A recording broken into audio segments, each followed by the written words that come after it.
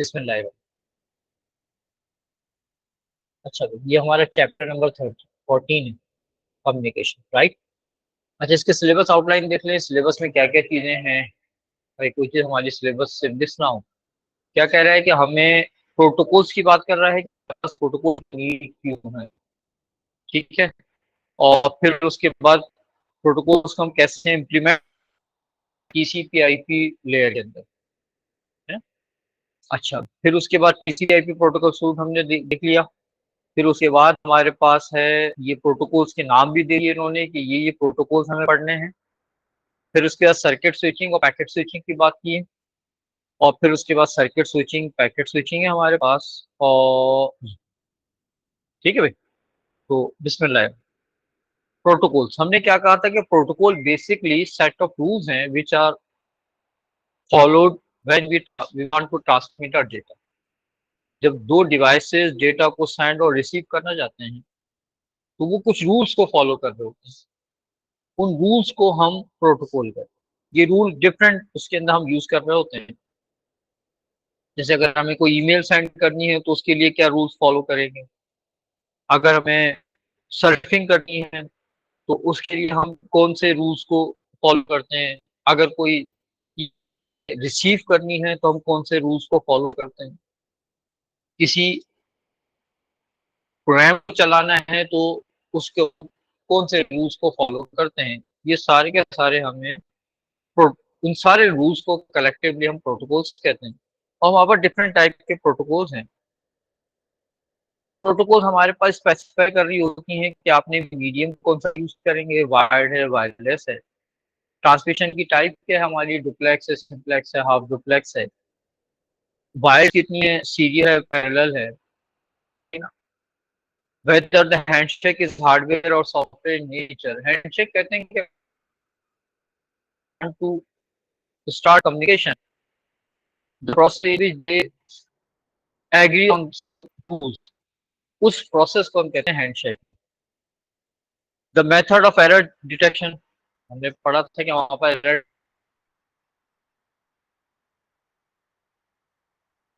Detection methods हैं, parity check है, checksum है, एआरक्यू है। We follow four rules, ARQ and checks. Bit rate क्या होगा, how many bits will be transmitted in 1 second. और character set कौन सा यूज करेंगे, एस की होगा, एस की कोड होगा, एक्सटर्नल एस की होगा, यूनिकोड होगा। कौन सा कैरेक्टर सेट आप यूज करें। अच्छा, ये आपके पास एग्जाम में क्वेश्चन आता है कि व्हाई वी नीड प्रोटोकॉल्स। अच्छा, अब प्रोटोकॉल्स आप देख लें कौन कौन से protocol known as HTTP, hyper text transfer protocol. Basically जब हम किसी वेबसाइट को देख रहे होते हैं तो वेबसाइट किसी कंप्यूटर के अंदर अपलोड होती है जिसको हम वेब सर्वर कहते हैं। पहले यूजर उस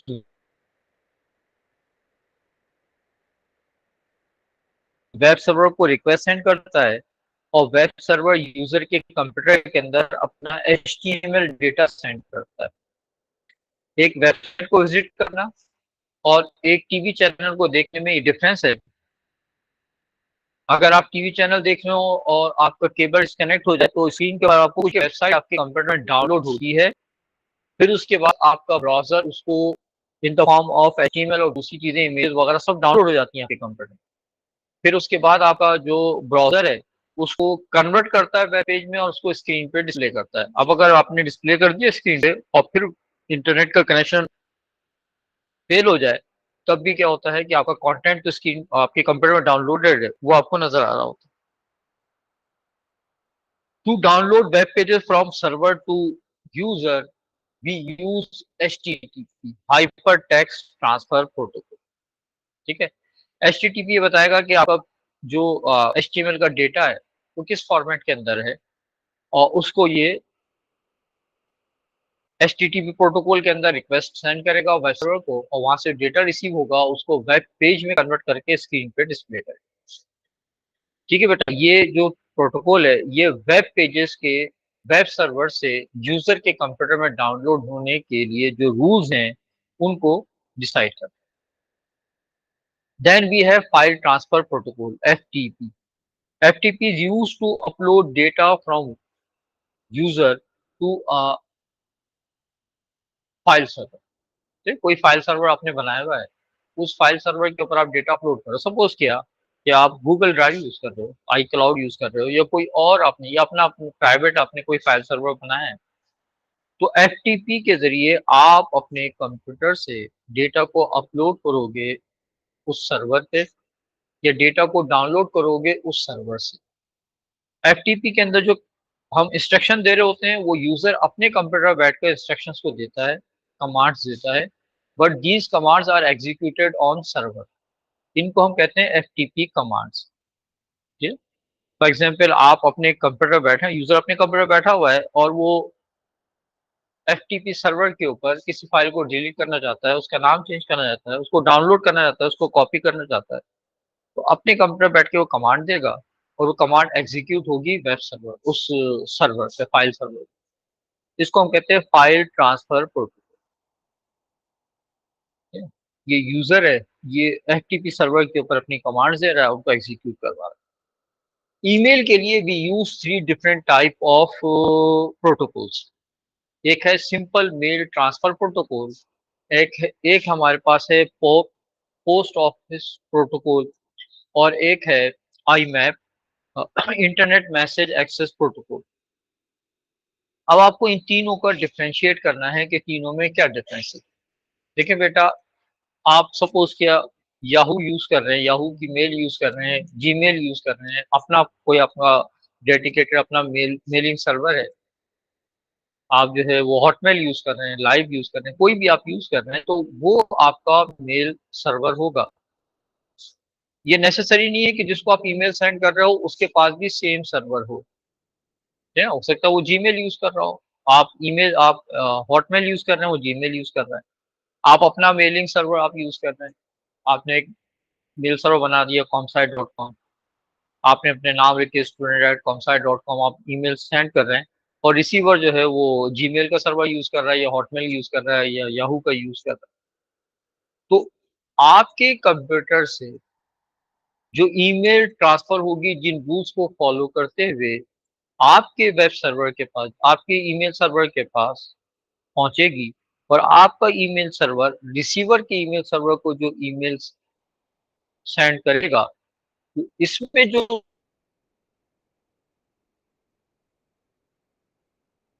रूल्स फॉलो करते हैं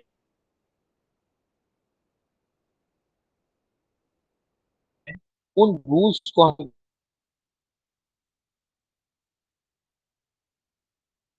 कहते हैं SMTP, सिंपल।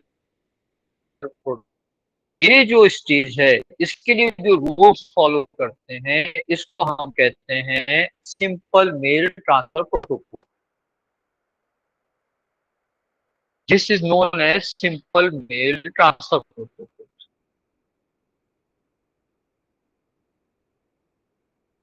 जब ये सिंपल मेल ट्रांसफर प्रोटोकॉल, या तो वो यूज करे पोस्ट ऑफिस प्रोटोकॉल,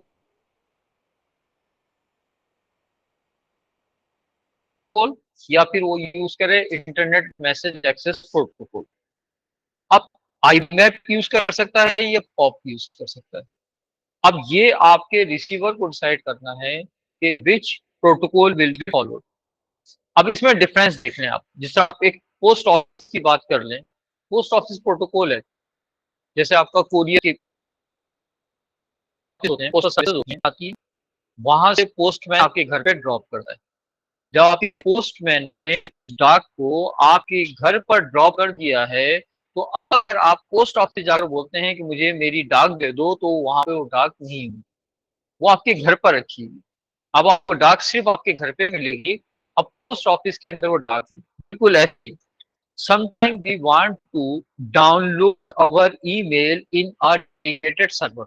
लेकिन बहुत सारी कंपनीज ऐसी हैं जिनका बिजनेस ईमेल के थ्रू चल रहा होता है, ईमेल के पास बहुत ज्यादा इनके टर्न आउट होता है, वो ये चाहते हैं कि उनका मेल बॉक्स कभी भी फुल ना हो, हमेशा वो एम्प्टी रहे, कि ऐसा ना हो कि कोई इंपॉर्टेंट ईमेल आनी हो और वो ईमेल ना पहुंच पाए इस रीजन से कि मेल बॉक्स फुल है। या कोई और रीजन। तो वो करते ये है कि अपने ऑर्गेनाइजेशन में एक डेडिकेटेड ईमेल सर्वर रख लेते हैं जहां पर सारी ईमेल आकर डाउनलोड हो जाए। आपने ईमेल सेंड की, वो ईमेल एक डेडिकेटेड डिवाइस के अंदर डाउनलोड हो जाएगी। जैसी वो डेडिकेटेड डिवाइस के अंदर डाउनलोड होती है, वो ईमेल सर्वर से डिलीट हो जाती है। अब अगर आपको ईमेल चेक करनी है तो आपको उस डिवाइस के ऊपर ही आप बैठकर ईमेल चेक कर सकते हैं। आप सर्वर के ऊपर वो ईमेल नहीं होगी, यानी आपकी मेल जो है वो मूव हो जा रही है ईमेल सर्वर से आपकी डिवाइस के अंदर। इसमें आपको कुछ एडवांटेजेस हैं। एक एडवांटेज ये है कि now you can access your email without internet, क्योंकि ईमेल तो डाउनलोड हो गई आपके डिवाइस के अंदर, ठीक ना। दूसरा आपका एडवांटेज ये है कि आपका ईमेल सर्वर एम्प्टी रहेगा, वो कभी भी फुल नहीं होगा, कि जैसी ईमेल आएगी वो डाउनलोड हो जाएगी। ड्रॉबैक है, ड्रॉबैक ये है कि आप ईमेल को उसी डेडिकेटेड डिवाइस के ऊपर ही एक्सेस कर सकते हैं, वहीं पर आप उसको पढ़ सकते हैं या वहां से ही आप डिस्ट्रीब्यूट कर सकते हैं। अब अगर आप ईमेल आपकी डेडिकेटेड डिवाइस के ऊपर आपके डाउनलोड हो गई है, अब आप चाहते हैं कि ईमेल सर्वर पर जाकर अपने अकाउंट से लॉगिन करके कहीं और बैठकर अपनी ईमेल को एक्सेस करें, तो वहां पर आपको ईमेल नहीं मिलेगी, क्योंकि ईमेल आपकी मूव हो गई है आपके डेडिकेटेड डिवाइस में। अब इसमें ये जो प्रोटोकॉल आपने यूज किया है, इसको हम कहते हैं post office protocol. Post office protocol के अंदर ईमेल आपके dedicated device, when it is downloaded in your dedicated device, now you can access it without internet, offline आप उसको एक्सेस कर सकते हैं, but you cannot access it on other devices। हाँ, आप डेडिकेटेड डिवाइस से आप उसको शेयर कर लो, वो एक अलग इश्यू।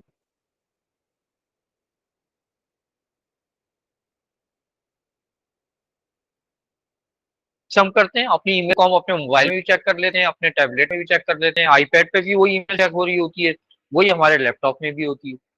एक ही ईमेल को हम मल्टीपल प्लेसेस के ऊपर चेक कर रहे होते हैं। तो इसके अंदर होगा ये कि ईमेल बेसिकली आपकी डिवाइस में डाउनलोड नहीं होगी, वो अपने ईमेल सर्वर पर ही रहेगी। हाँ, आपको उसको अब जहां कहीं से भी आप इसको एक्सेस कर सकते हो, आप अपने ईमेल सर्वर पर लॉगिन करोगे, either you are using your mobile phone or your iPad, your tablet or your laptop, आप उसे अपने ईमेल सर्वर के अंदर लॉगिन किया और वहां पर जाके आपने ईमेल को चेक कर लिया। इसके अंदर आपको एडवांटेज ये होगा कि you can access your email on multiple devices, और एक और आपके पास एडवांटेज होगा कि this email will all will be can be accessed anywhere, just you need to have a internet connection।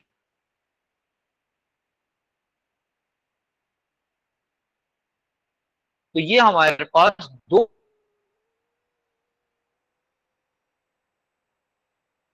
Protocol हम यूज करते हैं at receiver end, one protocol we use at sender end. इसमें देखें कोई issue कि IMAP और POP three के अंदर कोई मसला,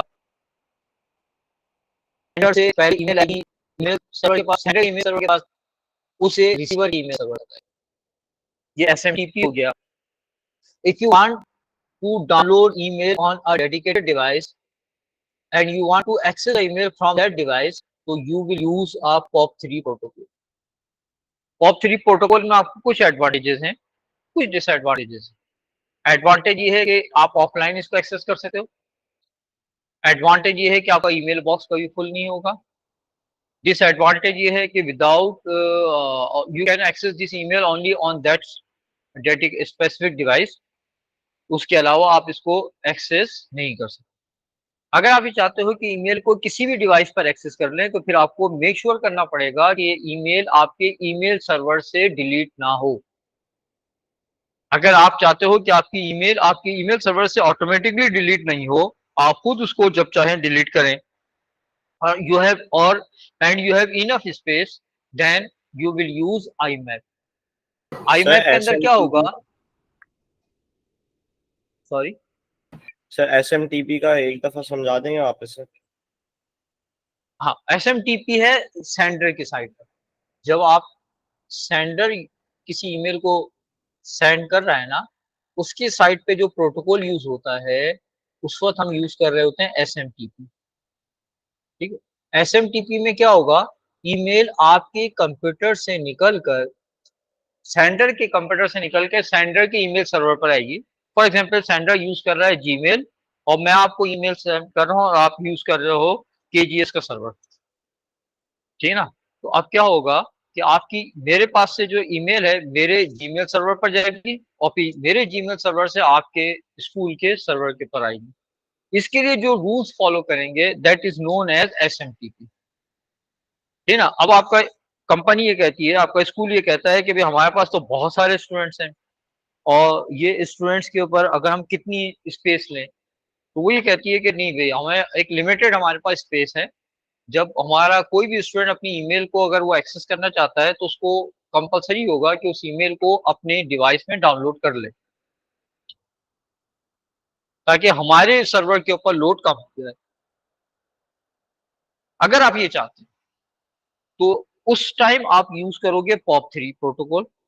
पॉप 3 प्रोटोकॉल में क्या होगा कि ईमेल आपके ईमेल सर्वर पर नहीं रहेगी, आपके जो जिस कंपनी से आपने ईमेल की सर्विसेज ली हुई उसके पास नहीं होगी, बल्कि वो आपके किसी डेडिकेटेड डिवाइस के अंदर डाउनलोड हो जाएगी,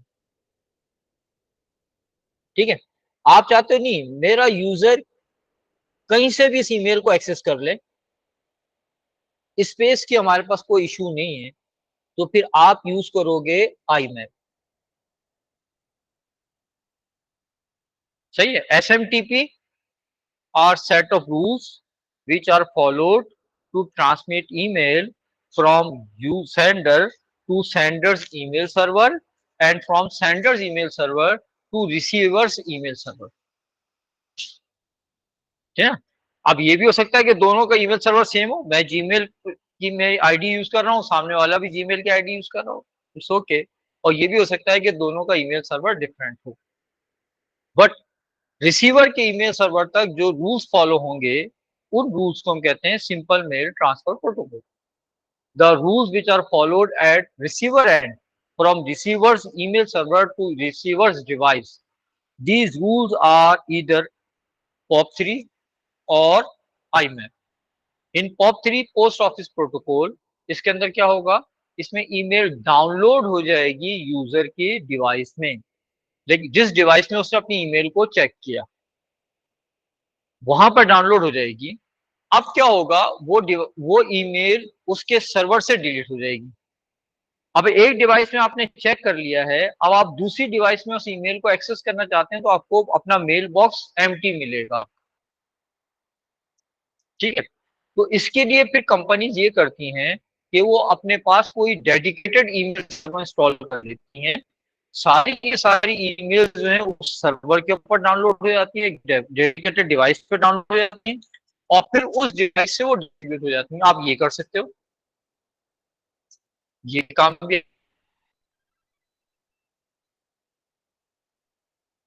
आप कर सकते हो। या फिर आपने सपोज कि आपने कहा कि मैं अपनी ईमेल को सिर्फ अपने लैपटॉप पे चेक करूंगा, तो अपनी ईमेल खाली लैपटॉप पर चेक करें। आप लैपटॉप पर जाएगी आपके लैपटॉप के अंदर, है ना। जो जो ईमेल आप देखते रहेंगे वो सारी सारी ईमेल मूव होती रहेंगी और आपका ईमेल सर्वर जो है वो एम्प्टी हो जाए। तो ये कब यूज करते हैं, जब हमारे पास लिमिटेड स्पेस हो ईमेल सर्वर पर और हम चाहते हैं कि हमारा ईमेल सर्वर कभी भी फुल ना हो, तो हम पॉप 3 यूज करते हैं।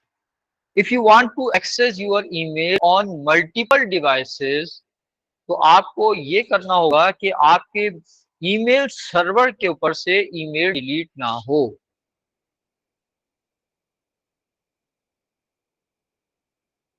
सही है, सर समझ गया।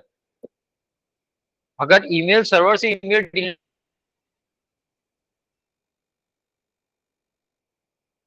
नहीं होगी तो आप जैसे जीमेल है, तो आप जब भी अपने जीमेल के अकाउंट लॉगिन करोगे फिर उसके बाद है TCP, transmission control protocol. Transmission control protocol क्या करता है,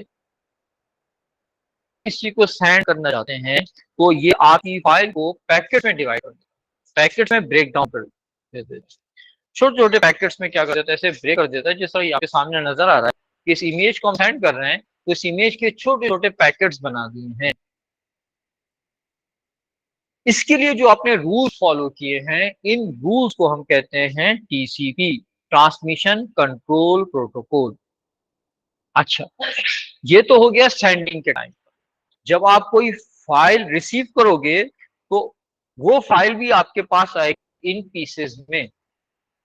अच्छा, डेटा के जो पैकेट्स होते हैं, जिसको डेटाग्राम भी कहते हैं हम, इन डेटा के पैकेट्स के अंदर हर पैकेट का सीरियल नंबर होता है, क्योंकि ये डेटा के पैकेट नेसेसरी नहीं है कि ऑर्डर में आए, क्योंकि डेटा के पैकेट डिफरेंट रूट से जा रहे होते हैं और डिफरेंट रूट से होते हुए ये पहुंचते हैं अपने डेस्टिनेशन तक। तो कोई पैकेट पहले पहुंच जाता है, कोई बाद में पहुंचता है। हर पैकेट के ऊपर पैकेट का सीरियल नंबर होता है, हर पैकेट के ऊपर डेस्टिनेशन का आईपी एड्रेस होता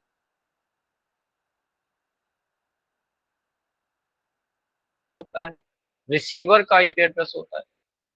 हर पैकेट के अंदर एरर डिटेक्शन मेथड्स होते हैं। तो जब ये डेटा को हम पैकेट्स में ब्रेक करते हैं और ट्रांसमिट कर देते हैं, तो रिसीवर के पास जब ये पहुंचते हैं तो ये छोटे छोटे पैकेट्स पहुंचते हैं। रिसीवर के पास भी ट्रांसमिशन कंट्रोल प्रोटोकॉल टीसीपी काम करता है। वो इनकमिंग डेटा के पैकेट्स को अरेंज करता है ऑर्डर में, क्योंकि हर पैकेट के ऊपर सीरियल नंबर लिखा होता है, एंड देन उन्हें कंबाइन करके एक फाइल बना देता है। ठीक है, तो इसका मतलब ये हुआ कि सेंडिंग टाइम पर जब वो सेंड कर रहा हो तो टीसीपी डेटा को पैकेट्स में ब्रेक डाउन करता है, और जब रिसीव कर रहा हो तो टीसीपी डेटा के पैकेट्स को रीअसेंबल करके फाइल बना देता है। यानी फाइल ब्रेक डाउन होकर पैकेट्स बन रही है सेंडिंग टाइम में, और रिसीविंग टाइम में पैकेट्स रीअसेंबल होकर फाइल बन रहे हैं। और ये दोनों के दोनों के लिए जो protocol we are using, that protocol is known as transmission control protocol, TC. Sir एक आपकी सेकंड आवाज प्रोटोकॉल हम थोड़ी यूज करते लैग हैं हो जिसको हम जाती है। कहते हैं इंटरनेट प्रोटोकॉल। इंटरनेट, यस, मेरी आवाज लैग हो रही है। ठीक, अब देखें, अब सही है? जी sir is it clear? Yes sir. मैं असल में मैं दूसरे डिवाइस पर हूं।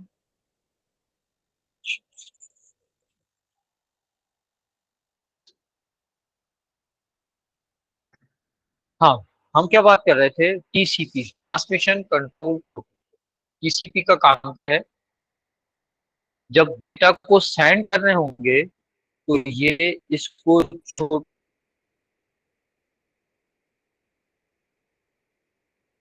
छोटे पैकेट्स में ब्रेक डाउन कर देगा। ठीक है, डेटा के छोटे पैकेट बनाएगा, इन पैकेट को ट्रांसफर, जब डेटा को रिसीव करा होगा करके फाइल बनाएगा। तो इसके लिए जो रूल हम यूज करते हैं, इन रूल्स को हम कहते हैं TCP, transmission control protocol. We have another protocol that is known as internet protocol. Internet protocol का काम क्या है कि when we want to send data, it attach the IP address of sender and receiver. ये data के packet के ऊपर sender का आईपी एड्रेस अटैच कर देगा और रिसीवर का आईपी एड्रेस। और जब डेटा का पैकेट इसको रिसीव कर रहा होगा तो रिसीव करते हो तो वो चेक करेगा कि the IP address of sender, उसको चेक करेगा कि हाँ ये वही सेंडर है जिससे डेटा के पैकेट को आना चाहिए था।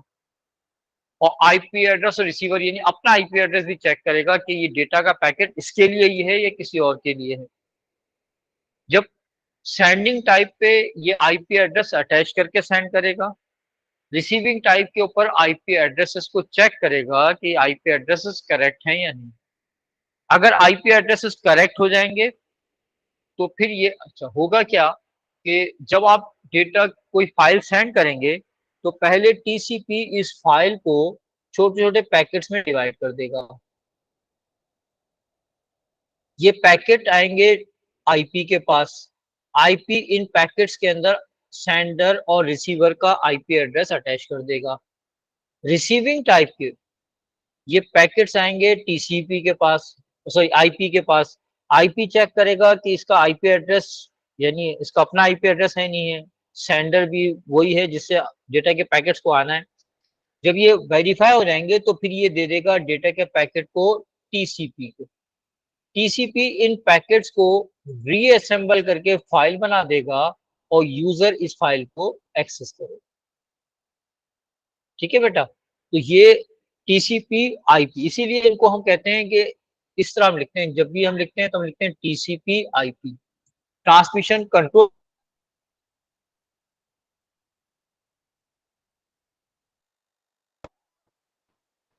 हेलो बेटा, इज देयर एनी कंफ्यूजन? फिर उसके बाद हमारे पास एक आता है डीएनएस, डोमेन नेम सिस्टम।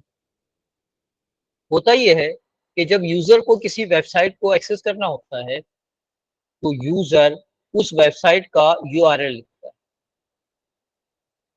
ये यूआरएल जाता है एक कंप्यूटर के पास जिसको हम कहते हैं DNS, domain name system server. ये अपने डेटाबेस में उस वेबसाइट को ढूंढता है। जब उसको डेटाबेस में वेबसाइट मिल जाती है तो उसका एसोसिएटेड आईपी एड्रेस, ये डोमेन नेम आपने इसको भेजा, जैसे आपने भेजा inqilabpatel.com, ये अपने डेटाबेस में इसका आईपी एड्रेस सर्च करेगा और इसका आईपी एड्रेस सेंड कर देगा। सपोज कि आपने इसका आईपी एड्रेस सपोज किया 150.160.170.1। ठीक है, ये आईपी एड्रेस किसके पास आ जाएगा? आपके यूजर के पास आएगा। यूजर का ब्राउजर उस आईपी एड्रेस के कंप्यूटर को रिक्वेस्ट सेंड करेगा। ये जो रिक्वेस्ट सेंड करेगा उसको हम कहेंगे एचटीटीपी रिक्वेस्ट। ये वेब सर्वर है। ये वेब सर्वर वेबसाइट को छोटे छोटे पैकेट्स में ब्रेक डाउन करेगा और ब्रेक डाउन करने के बाद उन पैकेट्स को सेंड कर देगा यूजर के कंप्यूटर। ये जो डेट सेंड कर रहा है ये एचटीएमएल डेटा होगा। इसके लिए जो प्रोटोकॉल यूज करेगा एचटीटीपी रिस्पॉन्स, इसको एचटीटीपी रिस्पॉन्स कहते हैं। और ये डेटा के पैकेट्स पहुंचेंगे आपके यूजर के कंप्यूटर के अंदर। यूजर का कंप्यूटर का जो इंटरनेट प्रोटोकॉल है वो क्या करेगा, वो चेक करेगा कि इसने इस कंप्यूटर्स को रिक्वेस्ट की थी। इसने किस कंप्यूटर को रिक्वेस्ट की थी? 150.160.170.180 को रिक्वेस्ट की थी, है ना, कि ये आपका वेब सर्वर था। तो ये चेक करेगा आईपी, इसका इंटरनेट प्रोटोकॉल ये चेक करेगा कि ये जो डेटा के पैकेट्स मेरे पास आ रहे हैं ये इसी सोर्स से आ रहे हैं या किसी और सोर्स से आ रहे हैं। ठीक है ना, और इसके पैकेट्स के अंदर जो डेस्टिनेशन का आईपी एड्रेस लिखा हुआ है वो इस यूजर का आईपी एड्रेस है या किसी और का आईपी एड्रेस है? दो आईपी एड्रेस हो गए ना, एक यूजर का आईपी एड्रेस हो गया, एक वेब सर्वर का आईपी एड्रेस हो गया। ये चेक करेगा कि इसमें जो आईपी एड्रेस है वो यही है, वेब सर्वर का आईपी एड्रेस यही है, यहीं से डेटा का पैकेट आ रहा है, और इसका अपना आईपी एड्रेस है या किसी और का आईपी एड्रेस है। ये दोनों चीजें जो वेरीफाई हो जाएंगी तो वो ये डेटा के पैकेट दे देगा ट्रांसमिशन कंट्रोल प्रोटोकॉल को। ट्रांसमिशन कंट्रोल प्रोटोकॉल इन पैकेट्स को रीअसेंबल करेगा, अरेंज करेगा ऑर्डर में, रीअसेंबल करेगा, वेबसाइट बनाएगा और स्क्रीन पे डिस्प्ले कर देगा। देखें, हमारे पास एक कंप्यूटर होता है जिसको हम कहते हैं DNS, domain name system server. इस कंप्यूटर के अंदर एक डेटाबेस होती है। इस डेटाबेस में दुनिया भर के डोमेन नेम लिखे होते हैं और उनके आईपी एड्रेस।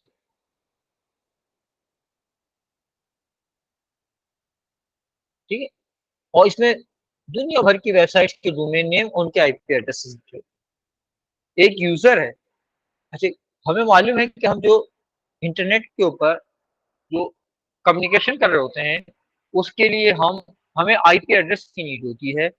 एक यूजर ने अपने कंप्यूटर के अंदर, उसको आईपी एड्रेस याद नहीं है या आईपी एड्रेस हमें याद भी नहीं होता है, हम केयर भी नहीं करते हैं कि आईपी एड्रेस क्या है।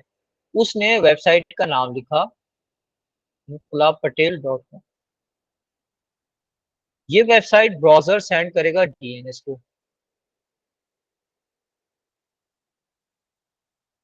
ये अपने डेटाबेस में ढूंढेगा और ढूंढ कर यहाँ से इसका आईपी एड्रेस लेकर आएगा। सपोज कर लेते हैं ये आईपी एड्रेस है 150.160.170.1।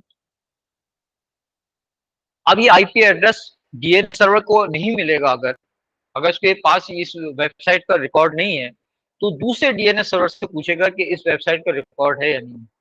उसके नियर बाय में जितने डीएनएस सर्वर्स हैं उनसे पूछेगा किसी के पास इसका रिकॉर्ड है। अगर किसी के पास मिल जाएगा तो वो अपने पास भी अपडेट कर लेगा और यूजर को भी भेज देगा। अगर नहीं मिलेगा तो बोल देगा वेबसाइट नॉट फाउंड और एरर 404 लिखा हुआ आ जाएगा। अब सपोज कि इसको आईपी एड्रेस मिल गया। अब ये क्या करेगा, इस आईपी एड्रेस के कंप्यूटर को, यूजर जो है, यूजर का ब्राउजर इस आईपी एड्रेस के कंप्यूटर से कनेक्ट होगा, उसको एक रिक्वेस्ट सेंड करेगा। ये कंप्यूटर है 150.160.170.180 और इस कंप्यूटर में सपोज किया मेरी वेबसाइट होस्टेड है। ठीक है, ये क्या एक इस कंप्यूटर को एक रिक्वेस्ट सेंड करेगा। जब ये इस कंप्यूटर को रिक्वेस्ट सेंड करेगा तो इसके साथ इसका अपना आईपी एड्रेस भी जा रहा होगा। ठीक है, ये जो रिक्वेस्ट सेंड करेगा वो हाइपर टेक्स्ट ट्रांसफर प्रोटोकॉल को फॉलो करेगा। ये इसको इसने इसका एचटीएमएल डेटा सेंड किया, जिसने भी क्या किया, हाइपर टेक्स्ट ट्रांसफर प्रोटोकॉल।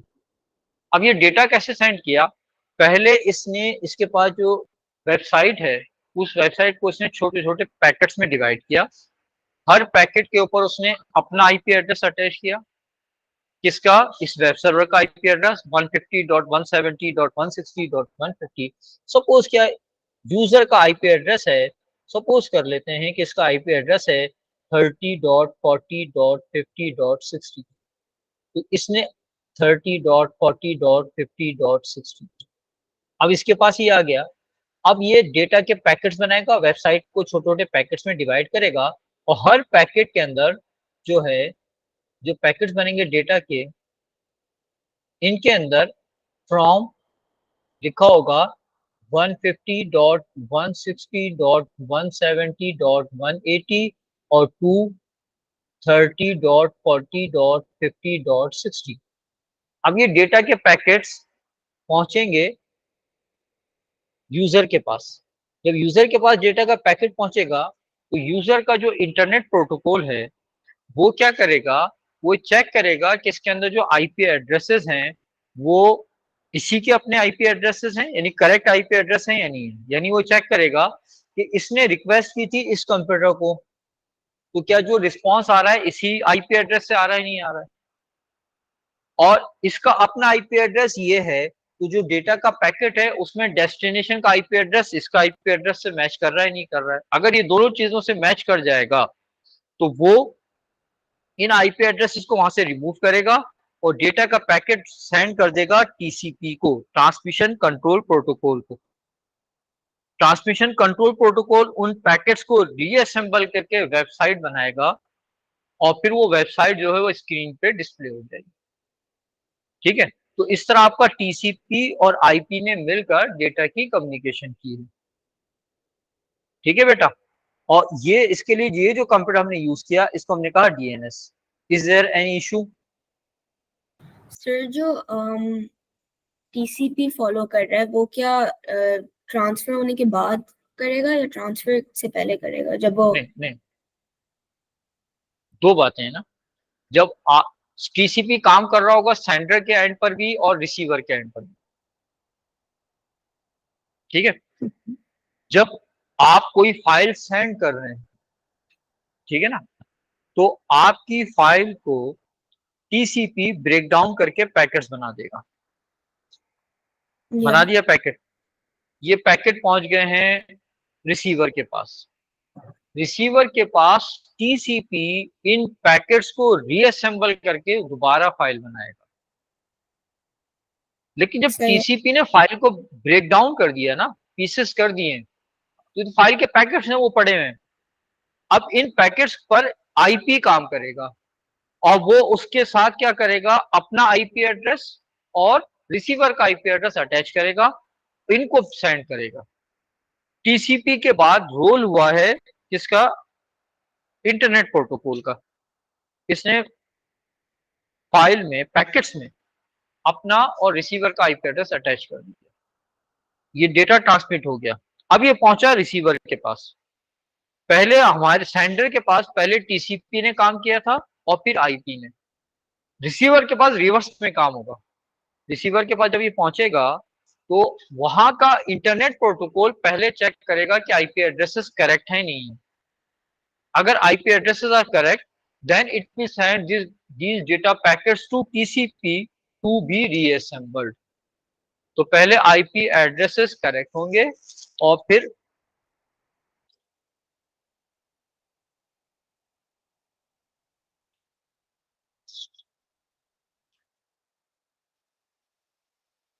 फिर उसके बाद ये प्लीज, ठीक है, बात समझ में आई? या हेलो, अगर यस ठीक है, सर। अच्छा ये हो गया हमारा। तो ये प्रोटोकॉल कौन सा हो गया आपका? टीसीपी। फिर उसके बाद हमारे पास एक और प्रोटोकॉल है जिसको हम कहते हैं बिट टॉरेंट। बिट टॉरेंट के अंदर क्या होता है, बेसिकली ये यूज करते हैं हम फाइल्स के को एक्सचेंज करने के लिए, फाइल्स को ट्रांसफर करने के लिए हम यूज करते हैं। एक काम तो हम ये कर सकते हैं कि हम अपने कंप्यूटर्स में कोई एक फाइल सर्वर रख लें और सारे के सारे लोग वहीं से अपनी फाइल्स को एक्सेस करें, वहीं से फाइल्स को डाउनलोड करें, जिसको भी फाइल चाहिए वो उसी को यूज करें। तो उस एक सर्वर के ऊपर लोड बहुत ज्यादा बढ़ जाएगा, सर्वर बहुत ज्यादा बिजी हो जाएगा। हम चाहते हैं कि ऐसा ना हो, हम फाइल को इस तरह एक दूसरे के बीच में एक्सचेंज करें कि किसी एक कंप्यूटर के ऊपर इसका लोड ना पड़े। तो उसके लिए जो हम प्रोटोकॉल यूज करते हैं इसको हम कहते हैं bit torrent. Bit torrent protocol के अंदर हम पेयर टू पेयर नेटवर्क के ऊपर काम करते हैं। पेयर टू पेयर नेटवर्क का मतलब ये हुआ कि इसमें कोई सर्वर नहीं होगा, कोई यूजर नहीं होगा, सारे के सारे वर्क स्टेशन होंगे, इनमें से कोई भी एक सर्वर नहीं है, ठीक है। अच्छा, अब पेयर टू पेयर नेटवर्क के अंदर होता क्या है कि एक हम कंप्यूटर है जिसको हम कहते हैं ट्रैकर। अच्छा, कुछ कंप्यूटर ऐसे होते हैं, जैसे एक कंप्यूटर है जिसके पास कोई फाइल है, वो चाहता है कि इस फाइल को एक्सचेंज करे, शेयर करे दूसरे लोगों के बीच में। इस कंप्यूटर को जिसके अंदर फाइल है उस कंप्यूटर को हम कहते हैं सीड। इस फाइल से, इस कंप्यूटर के अंदर जो फाइल है उसको हम चाहते हैं कि हमारे नेटवर्क के अंदर जितने भी कंप्यूटर्स हैं, जिसको भी नीड है वो वहां से फाइल को डाउनलोड कर, इसको हमने कह दिया सीड। ट्रैकर क्या करेगा, इस सीड का एक लिंक जनरेट करेगा जिसको हम कहते हैं डिस्क्रिप्टर, और इस लिंक को वो पूरे नेटवर्क में डिस्ट्रीब्यूट कर देगा। अब जिसको भी इस फाइल का एक्सेस चाहिए वो इस लिंक पर डबल क्लिक करके इस सीड से अपनी फाइल को डाउनलोड करेगा। बिट टॉरेंट के अंदर फाइल जो है बिट्स के फॉर्म में डाउनलोड होगी। अच्छा, अब किसी कंप्यूटर के अंदर enough amount of file download है, पूरी फाइल नहीं, फाइल के इतना अमाउंट डाउनलोड हो गया कि now it can be uploaded to other computer, तो वो कंप्यूटर भी सीड बन जाएगा। जैसे अगर स्टार्ट में ये सीड था तो एक और सीड बन गया, ठीक है। ये जो ट्रैकर है वो इसका लिंक भी शेयर कर देगा, ठीक है, ये सीड बन गया, ये ट्रैकर इसका भी लिंक शेयर कर देगा। अब होगा ये कि एक फाइल को आप 3, 4, 5, 6 सोर्सेस से डाउनलोड कर रहे होंगे। अब एक ही फाइल एक कंप्यूटर में डाउनलोड हो गई, इतना अमाउंट डाउनलोड हो गया कि इट कैन बी अपलोडेड, तो दूसरा कंप्यूटर आपके कंप्यूटर से फाइल को अपलोड करने लगेगा, वो उसके पास डाउनलोड होने लगेगी। क्या होगा कि एक ही वक्त में एक कंप्यूटर डाउनलोड कर रहा होगा फाइल के कुछ कंटेंट को, और जो डाउनलोडेड कंटेंट है वो दूसरे कंप्यूटर उससे डाउनलोड कर रहे होंगे, और इस तरह फाइल को हम पूरे नेटवर्क के अंदर हम शेयर कर लेते हैं। किसी भी एक कंप्यूटर के ऊपर इसका लोड नहीं पड़ता। वो कंप्यूटर फाइल को डाउनलोड कर रहे हैं उनको हम लीच कहते हैं, और वो कंप्यूटर जो फाइल को अपलोड कर रहे हैं उसको हम सीड कहते हैं। पॉसिबल है कि एक कंप्यूटर एक ही वक्त में लीच और सीड दोनों हो। जैसा ये कंप्यूटर है, ये फाइल को डाउनलोड भी कर रहा है और ये फाइल को अपलोड भी कर रहा है। तो एक कंप्यूटर जो है वो लीच भी है और सीड भी है, ये भी हो सकता है। और ये भी हो सकता है कि एक कंप्यूटर फाइल को खाली डाउनलोड करे, वो अपलोड ना करे, वो लीच है। ठीक है ना। अच्छा, अब एक ऐसा लीच जो सिर्फ डाउनलोड कर रहा है, उसको हम कहेंगे ये लर्कर है। और इन कंप्यूटर्स के पूरे नेटवर्क को हम कहेंगे स्वार्म। ये पूरा ग्रुप हो गया नेटवर्क का जो एक दूसरे से कनेक्टेड है और फाइल्स को आपस में शेयर कर रहे हैं, कि कोई एक डाउनलोड कर रहा है, दूसरा अपलोड कर रहा है, एक डाउनलोड भी कर रहा है, अपलोड भी कर रहा है, और इस तरह हम फाइल्स को ट्रांसफर कर रहे हैं। हमारे पास इसके अंदर जो क्वेश्चन आता है वो ये क्वेश्चन आता है कि ये BitTorrent काम कैसे करता है, ये हमारे पास क्वेश्चन आता है। तो ट्रैकर क्या करेगा, क्रिएट करेगा torrent descriptor and distribute it. ठीक है। The file to be share is split into pieces. BitTorrent client software made available to other piece। क्या, तो ये आपके पास जो स्टेप्स हैं, ये स्टेप्स आपको मेमोराइज करने हैं। ये एग्जाम में इसका क्वेश्चन आता है,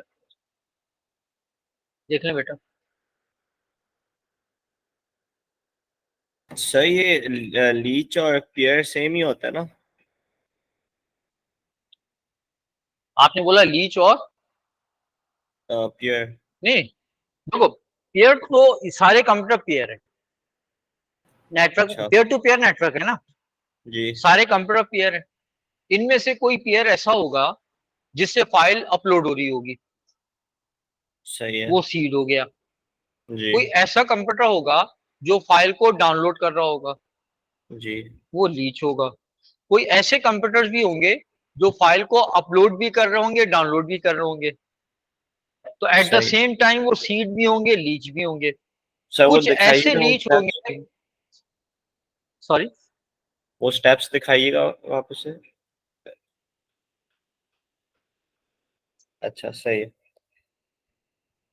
कुछ ऐसे लीच भी होंगे जो फाइल को अपलोड नहीं कर रहे होंगे, तो वो क्या अच्छा होंगे सी। हम तो लोग तो बेसिकली क्या कर रहे होते हैं, इसको BitTorrent को नेगेटिवली यूज कर रहे होते हैं, वो पायरेटेड सॉफ्टवेयर को डाउनलोड करने के लिए। ये इसका रियल यूज नहीं है, ये तो मिसयूज है। इसमें बड़ा रिस्क होता है। रिस्क क्यों होता है कि इसके अंदर कोई सर्वर नहीं है, हर कंप्यूटर जो है वो अब दूसरे कंप्यूटर से डेटा को अपलोड कर रहा है, दूसरे कंप्यूटर में डेटा को डाउनलोड कर रहा है। अब अगर आप BitTorrent, आपने कोई पायरेटेड सॉफ्टवेयर को डाउनलोड करने के लिए किसी ने कोई टॉरेंट बना के डिस्ट्रीब्यूट कर दिया इंटरनेट के ऊपर, तो उसका कोई ना कोई उसका बेनिफिट इसमें होगा। हो सकता है उसने उसके साथ अपना कोई मैलिशियस कोड ऐड कर दिया हो, कोई स्पाईवेयर ऐड कर दिया हो। आजकल तो हम मोबाइल फोन तो बहुत ज्यादा यूज कर रहे होते हैं, अपने सारे जो बैंक ट्रांजेक्शन है, अब कौन जाता है बैंक, बिल पेमेंट करना है, पैसे किसी को भेजने हैं, किसी से रिसीव करने हैं, सब हम क्या कर रहे होते हैं, मोबाइल फोन के थ्रू कर रहे होते हैं। मोबाइल फोन के अंदर हमारे अकाउंट्स भी होते हैं। अब वो हमारे अकाउंट्स हमने अपने ईमेल अकाउंट अपने लैपटॉप में भी खोले हुए होते हैं। अब लैपटॉप में हमने खोला हुआ है, हमने वहां पे BitTorrent भी इंस्टॉल कर दिया, तो हो सकता है कि कोई मैलिशियस कोड आ जाए, कोई स्पाईवेयर आ जाए, वो उसको एक्सेस ले ले आपके ईमेल का। और ईमेल का एक्सेस होने का मतलब ये हुआ कि आपने अपना पूरा बैंक अकाउंट, अपना सब कुछ आपने उसको एक्सेस में दे दिया।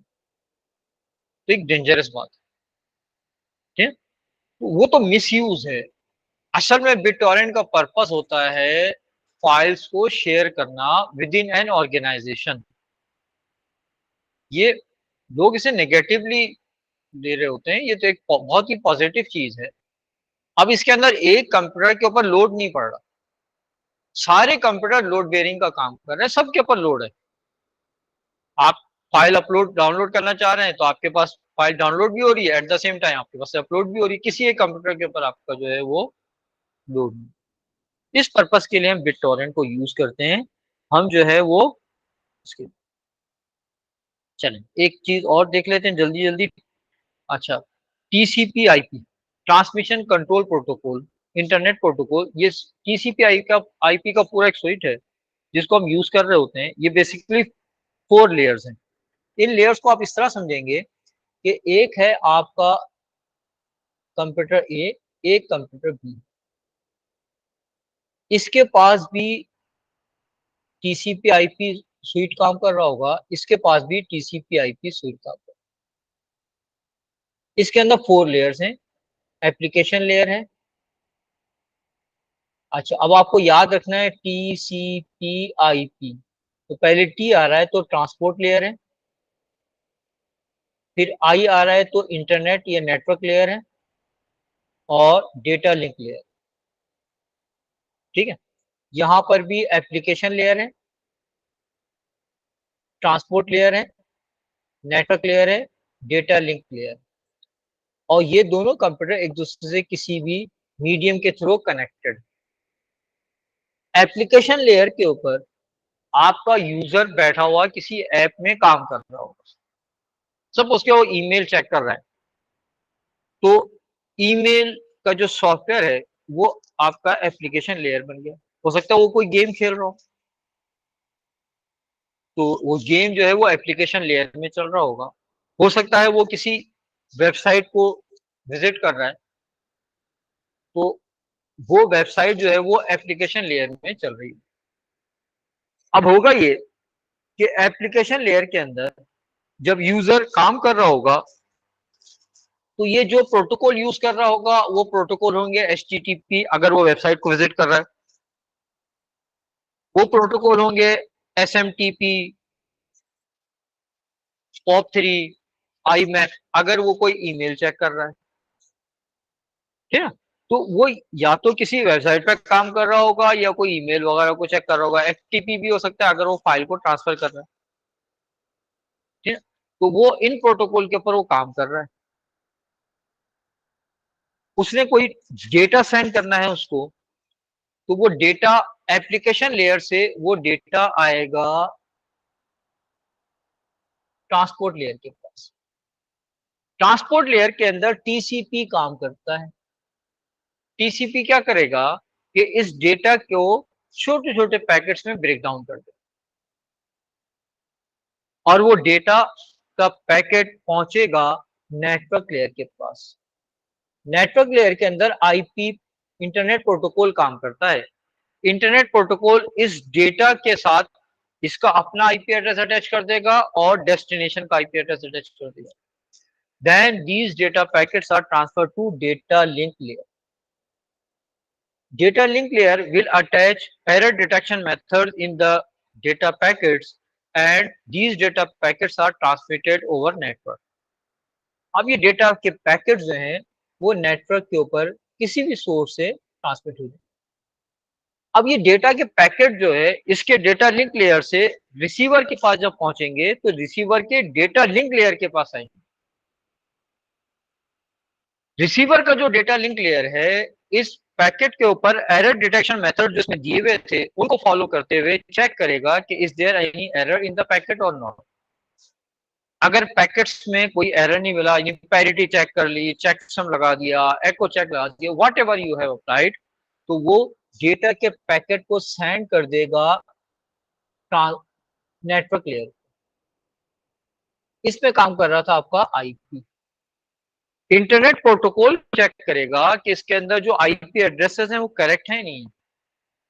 जो रिसीवर का आईपी एड्रेस इस मशीन का ही आईपी एड्रेस है, सेंडर का आईपी एड्रेस वही सेंडर है जिससे हमें डेटा को हम एक्सपेक्ट कर रहे थे कि वहां से डेटा आएगा। अगर आईपी एड्रेसेस वेरीफाई हो जाते हैं तो ये दे देगा ट्रांसपोर्ट लेयर। ट्रांसपोर्ट लेयर के अंदर टीसीपी काम करता है। टीसीपी इन डेटा के पैकेट्स को रीअसेंबल कर देगा। ठीक है, रीअसेंबल करके फाइल बनाएगा, ईमेल बनाएगा, वेबसाइट बनाएगा, ठीक है, और इसको वो सेंड कर देगा एप्लीकेशन लेयर को। एप्लीकेशन लेयर में HTTP काम कर रहा था, FTP काम कर रहा था, SMTP काम कर रहा था, POP काम कर रहा था, IMAP काम कर रहा था। ये चेक करेंगे कि और फिर उसके बाद ये डेटा उस आपने इन प्रोटोकॉल्स के अकॉर्डिंगली ये फाइल जो है वो यूजर की एप्लीकेशन में खुल जाएगी और यूजर इस फाइल को एक्सेस कर लेगा। अब टीसीपी के अंदर आपको ये सीक्वेंस याद रखें, मोस्टली वो करते ये हैं कि कोई एक लेयर का नाम दे देते हैं, बाकी नाम को हाइड कर देते हैं, और फिर उसके बाद आपसे कहते हैं कि मिसिंग नेम्स आप बताएं। दूसरा काम आपसे पूछते हैं कि हर लेयर के अंदर कौन कौन से प्रोटोकॉल्स यूज हो रहे हैं, वो प्रोटोकॉल्स पूछें। सही है बेटा? बस एक छोटा सा उसमें रह गया है, तो देखें बेटा, ये देखें, ये देखने में बहुत मुश्किल लगता है। इसके अंदर ओएसआई मॉडल है, ओएसआई मॉडल में 7 लेयर्स होती हैं, लेकिन हमारे पास ओएसआई मॉडल नहीं है, हमारे पास टीसीपी आईपी मॉडल है। ये स्टैक बना हुआ है, आप देखें स्टैक क्यों कह रहे हैं हम इसको। देखिए, सबसे पहले ए था, रिसीवर के साइड पे सबसे आखिर में ए है, एप्लीकेशन लेयर सबसे आखिर में है। चेक करें, स्टैक यही था ना, लास्ट इन फर्स्ट आउट, यानी फर्स्ट इन लास्ट आउट। तो सेंडर के टाइम में ए सबसे पहले है और डेटा लिंक लेयर सबसे आखिर में है, तो रिसीवर के साइड पर रिवर्स ऑर्डर में है।